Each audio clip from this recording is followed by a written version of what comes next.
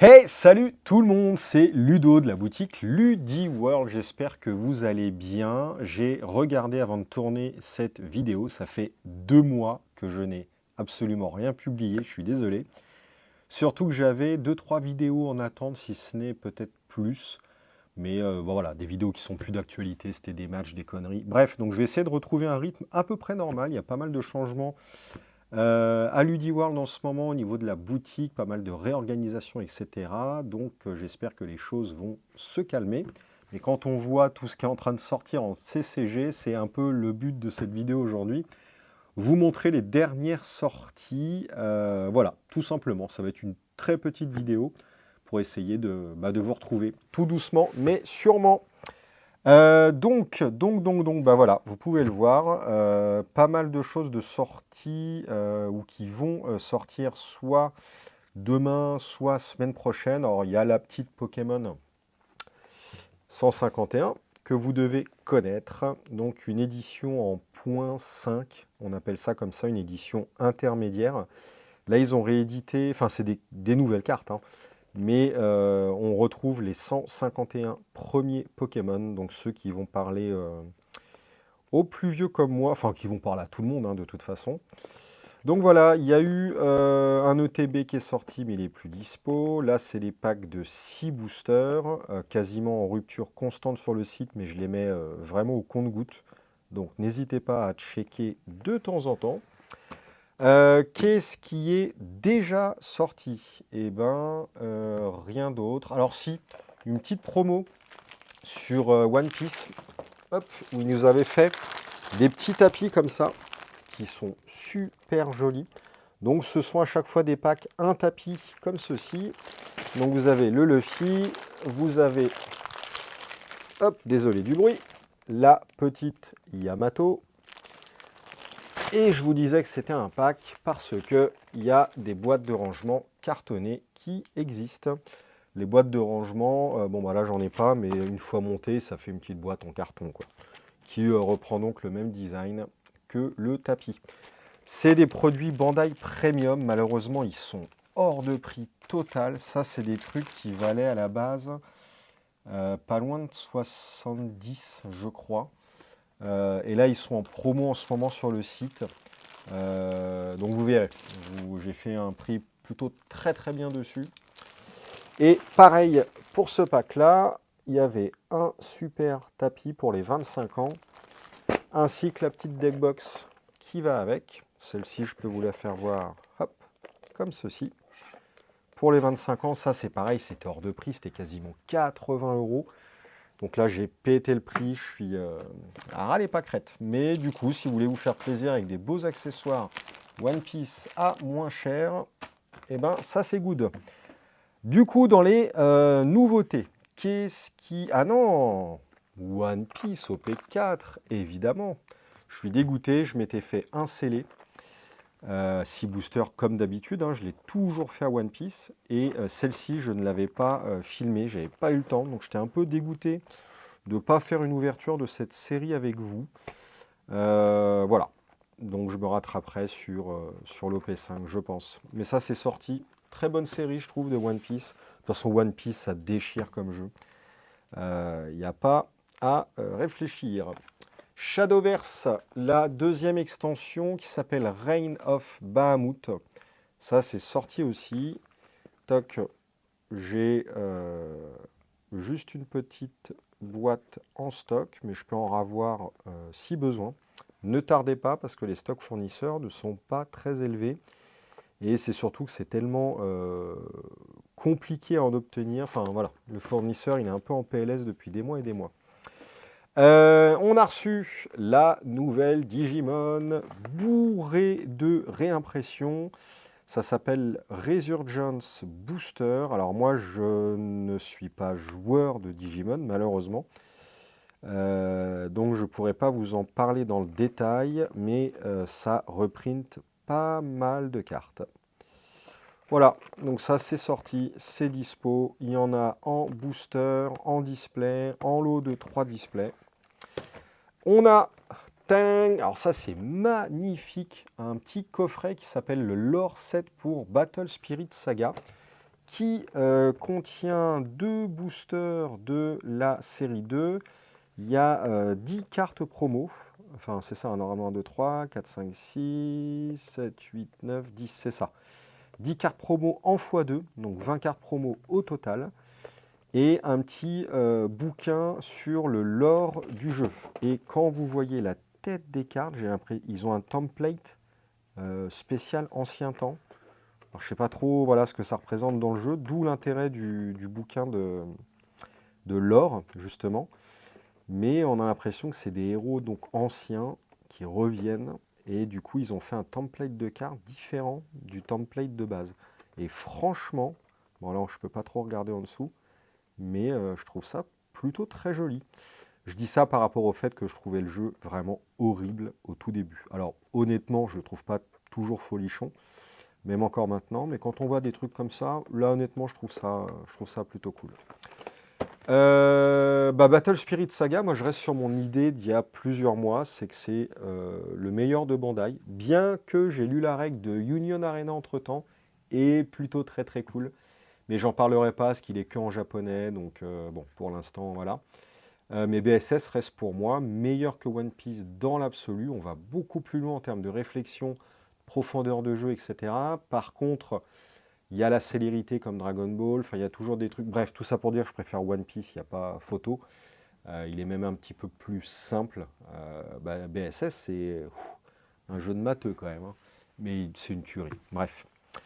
Qu'est-ce qui est arrivé en One Piece? Des nouvelles sleeves. Tadam, je vais vous les faire voir. C'est des tueries monumentales. On a Katakuri, on a Yamato, on a la marine et Uta. J'ai regardé le live action de One Piece. J'ai surkiffé. Autant en animé, vraiment, j'avais pas aimé. Je trouvais ça long, chiant. Enfin, j'y arrivais pas. Mais le live action, excellentissime. Du coup, j'ai repris l'animé. Mais j'ai de nouveau arrêté parce que ça me ressoule de nouveau. Parce que j'ai pas envie d'attendre 2 ans la suite du live action. Mais pour le coup, l'animé, j'y arrive pas. C'est vraiment trop lent, trop. Bref. Mais j'ai kiffé, du coup, ouais, je suis vraiment pas mal dans One Piece. Des nouvelles deckbox, magnifiques également. Alors, les fruits du démon, je sais pas ce que vous en pensez, mais masterclass. C'est une tuerie. Ah, après, le Luffy est magnifique aussi, hein. C'est vraiment cool. Franchement, pour One Piece, là, ils font des efforts niveau accessoire. Et on va terminer avec, je pense objectivement, le meilleur pour la fin, même si ce n'est sans doute plus mon préféré, malheureusement. Je pense que c'est One Piece, mon jeu préféré à l'heure actuelle. Mais avec ce qui est en train d'arriver là, ici, devant vous, en Flesh and Blood, je pense que si ce set-là, je n'y joue pas, il ne me plaît pas, moi je crois que je peux complètement et définitivement m'avouer que j'arrête Flesh and Blood, hein. Bright Light, c'est la nouvelle extension, on fait l'avant-première ce week-end, ça sort la semaine prochaine. C'est basé intégralement sur les mécanologues, mécanologistes. On va découvrir la ville de Matrix, qui est la ville à mi-chemin entre du steampunk, du cyberpunk, où se concentrent toutes les énergies, le savoir, etc. Bon, j'ai pas lu le lore du truc, mais c'est trop bien. Beaucoup de gens se plaignent de ça en disant ouais, c'est pas Flèche, c'est pas de l'heroic fantasy, etc. Non, c'est pas de l'heroic fantasy, mais Flèche n'a jamais été purement de la fantasy non plus, hein. Il y a quand même des héros qui s'écartent un petit peu. Là, clairement, ça s'écarte encore plus, mais il faut juste accepter que l'univers de Flesh and Blood, il y a ça dedans, c'est tout. Et je trouve ça mais génial. J'espère que je pourrai faire l'avant-première avec les joueurs.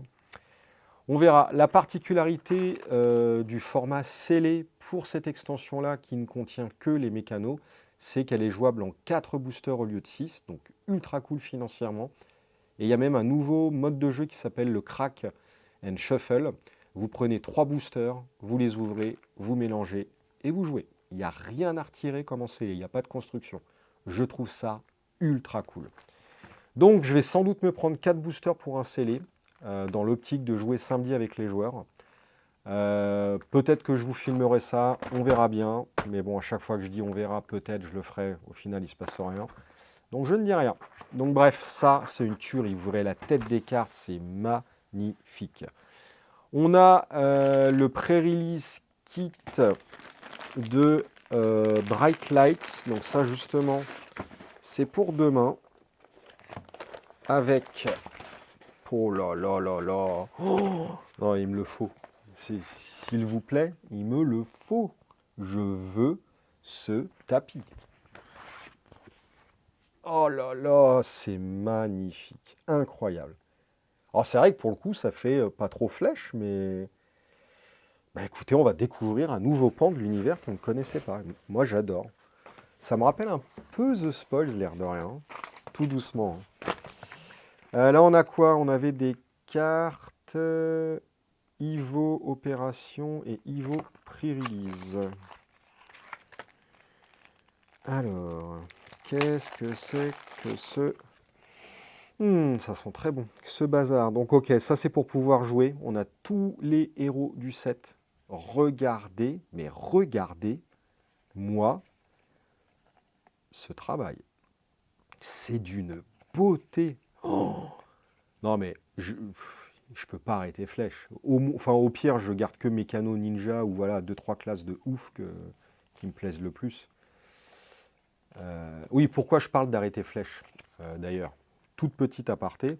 Non pas que le jeu, je le considère moins bien, etc. Au contraire, hein, pour moi, ça reste toujours le game design de la décennie. Ça reste le meilleur jeu actuel, objectivement, pour moi, à tout niveau. Mais il est un peu trop exigeant pour moi. Je préfère la légèreté de One Piece. Voilà. Après, peut-être que je me fais des montagnes pour rien et revenir dans Flèche, c'est pas si compliqué. Mais bon, il y a un metagame qui est là, c'est un jeu qui est très technique. Bon, je sais pas. Bon, je préfère jouer à One Piece en ce moment. Et ça va être les lots. Donc ça, je vais pas ouvrir. On va garder ça pour samedi. Hop. Et un autre coffret qui lui sort, qui sort là. Ce coffret-là, le Round the Table, un partenariat avec Legend Story Studio, l'éditeur, et Tolarian Academy, le professeur, un célèbre YouTuber Magic et Flèche maintenant sur YouTube. Ils nous sortent un coffret multijoueur. Ça, par contre, je vais me l'ouvrir très rapidement. On va pas tout regarder, mais juste vérifier le contenu avec vous, parce que ça, je vais me le prendre. On va pouvoir jouer en multijoueur dans le format UPF. Donc c'est du tape à gauche, vous vous défendez à droite, bref, comme le multijoueur Magic, comme Vampire, etc. Mais justement, pour les personnes qui trouvent Flèche trop exigeant en tournoi, pour les légendaires, pour la connaissance du metagame, pour l'entraînement, pour tout un tas de trucs, mais si comme moi, vous considérez que la mécanique de Flèche mérite le détour, bah ça clairement, c'est ce qu'il vous faut, je pense. 4 decks préconstruits, du format fun. Vous mettez à 4 autour d'une table et vous faites du multijoueur. Il y a une super boîte de rangement que vous voyez là. Il y a un tapis de jeu. Ouh, pas mal. Tapis de jeu. Ah, mais bah voilà, mon tapis de jeu Matrix, ça va être celui-ci. Pas besoin d'avoir l'autre. Magnifique. Regardez-moi cette tuerie. Donc vous avez un tapis, vous avez la box et vous avez 4 decks préconstruits. Le tout pour un prix qui, c'est 65 €, donc c'est pas spécialement donné non plus. Mais un deck, c'est quoi? C'est, allez, en arrondissant, c'est 15 €. Bon, en réalité, c'est 12. Allez, 12 et 12, 24. 24 et 24, 48. Une box, bon, ça reste que du carton, mais elle est grande. Allez, si on se base sur les prix Bondi, ça vaudrait au moins 10 €. On arrive à 58. Un tapis de jeu, c'est 15, 20, 25 €. Et le pack vaut 65. Donc honnêtement, je trouve ça très très très bien placé en termes de prix. Voici les decks que vous avez à l'intérieur. Vous avez Mélodie, qui est, je ne sais pas quelle classe, c'est les bardes. C'est peut-être les bardes. Ça, c'est Ira Ninja. Hein. Ça, c'est Gardien Brevant. Et on a le professeur, le célèbre youtubeur, dans la classe Mécano. J'ai trop hâte de tester ça. Ah oui, donc Mécano, Gardien, Ninja, et ça, c'était Bard. Exactement ça. Non mais voilà, jouer en plus Bard, c'est une classe inédite. trop bien. Je suis trop bien ce format multijoueur. En plus, je commence à rejouer un petit peu à Vampire The Eternal Struggle. Et je suis dans mon trip multijoueur en ce moment. Bref, je m'arrête là. C'est déjà une vidéo beaucoup trop longue. J'avais dit que je restais 3 minutes. Ça me fait plaisir de vous retrouver en tout cas. Et puis je vous dis à la prochaine. Je ne sais pas quand, pourquoi, comment, avec qui, mais à la prochaine. Salut tout le monde, des bisous.